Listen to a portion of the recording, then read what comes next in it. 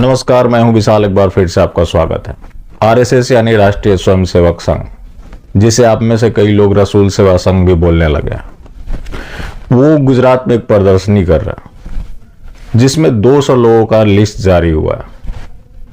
उसमें जिन्ना का भी नाम है और भी जो लोग गुजरात से जुड़े रहे, चाहे वो संजीव कुमार हो, डिम्पल कपाडिया हो, प्रवीण बॉबी हो, धीरू भाई अंबानी हो, ऐसे करके जो 200 लोगों का लिस्ट है उसमें सबसे प्रमुख है मोहम्मद अली जिन्ना।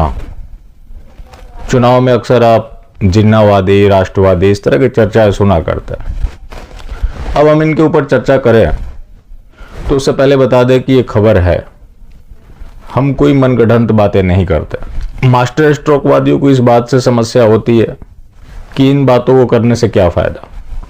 इन बातों को करने से फायदा है मेरे दोस्त, अगर इन बातों की चर्चा की जाए, लोगों तक इनकी सच्चाई पहुंचे, तो जो लोग इनकी फ्रॉड विचारधारा की वजह से मारे जा रहे हैं वो लोग बच जाएंगे। हमें बड़ी खुशी होती है इस बात की जब कोई बोलता है मैं आपकी वजह से इनकी सच्चाई जान पाया। तो जब वो सच्चाई जान गया तो ऐसे किसी फ्रॉड चीज में नहीं पड़ेगा।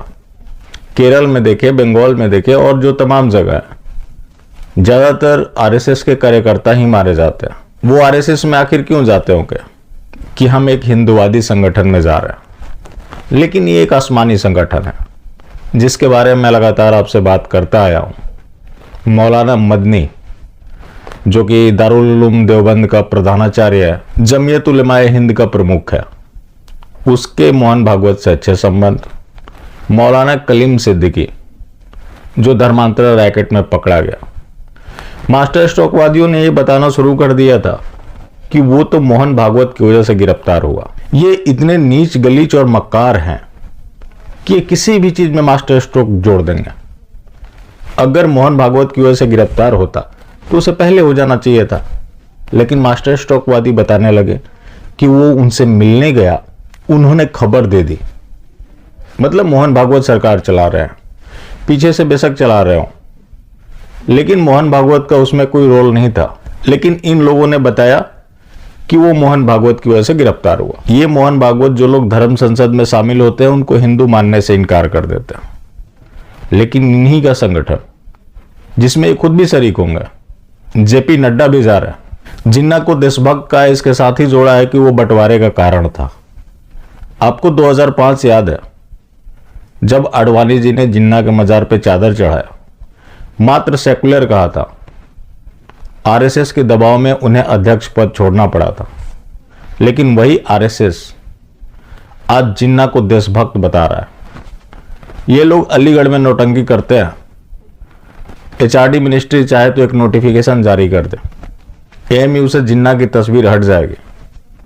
अब वो गुजरात से जुड़ा रहा है, इसलिए उसको शामिल किया जाना, उसके ऊपर से कुतर करना कि हम हर विचारधारा का सम्मान करते हैं। बेशक हमारा वैचारिक मतभेद है, उसके बाद भी हम सबको शामिल किए हुए हैं। इसका मतलब है कि तुम्हारी कोई विचारधारा नहीं है, तुम्हारी सिर्फ और सिर्फ नौटंकी है, और उस नौटंकी को सच मानकर आज लोग मारे जा रहे हैं। तो हमारा प्रयास यही है कि इनकी जो फ्रॉड विचारधारा है वो सबको पता हो, उसके बाद अगर कोई जाता है तो जरूर जाए, हमें कोई फर्क नहीं पड़ता। लेकिन मासूम लोग इनकी गंदी राजनीति के शिकार बन रहे हैं, वो हमें कहीं ना कहीं पीड़ा देता है, क्योंकि उन्हें पता होता है कि ये एक हिंदू राष्ट्रवादी संगठन है जिसका हिंदुत्व से कोई दूर दूर तक लेना देना नहीं है।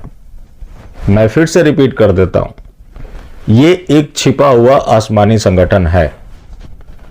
कोई भी हिंदू का कॉज हो, उसके लिए कभी खड़े रहे हो, चंदे जरूर इकट्ठा करते हैं। हिंदू मरे तो मरे, उसके बाद भी बोलते हैं कि आसमानी लोगों को हिंदुओं से डरने की जरूरत है नहीं। जो हिंदू आसमानी लोगों से नफरत करता है वो हिंदू है ही नहीं। ये लोग यहां तक बोलते हैं कि हिंदू कोई रिलीजन है ही नहीं, लेकिन उसके बाद भी मास्टर स्ट्रोकवादियों की माने तो ये एक हिंदू राष्ट्रवादी संगठन है जो भारत को हिंदू राष्ट्र बनाने की दिशा में तेजी से काम कर रहा है। तो मैं कई बार बोलता आया हूं, इनके हिंदू राष्ट्र का अस्तित्व है सिर्फ और सिर्फ गोल टोपी। बाकी जितनी मर्जी इनसे आप नौटंकी करवा लीजिए, जो लगातार करते रहे, लेकिन कोई ऐसा आप कोज गिना दें जहां पर ये लोगों के साथ खड़े रहे हो, इन्हें कोई हिंदू याद आता ही नहीं। यहां तक कि अगर आपको कंफ्यूजन है तो आप आरएसएस के शिविर में किसी गोल टोपी वाले के साथ चले जाए, आरएसएस ही क्यों, बीजेपी के भी किसी कार्यक्रम में चले जाए, आपको अपनी औकात का पता लग जाएगा। लेकिन ये लोग जिन्नावादी वर्सेस राष्ट्रवादी के नाम पर लोगों को जरूर बरगलाएंगे, लोगों को जरूर मरवाएंगे। तो आज सोचिए कि इनकी विचारधारा किस हद तक गिर चुकी है कि ये लोग अब जिन्ना को भी देशभक्त मानने लगे। और इसकी कहीं कोई चर्चा नहीं होगी, क्योंकि विपक्षी दलों को यह मुद्दा सूट नहीं करता।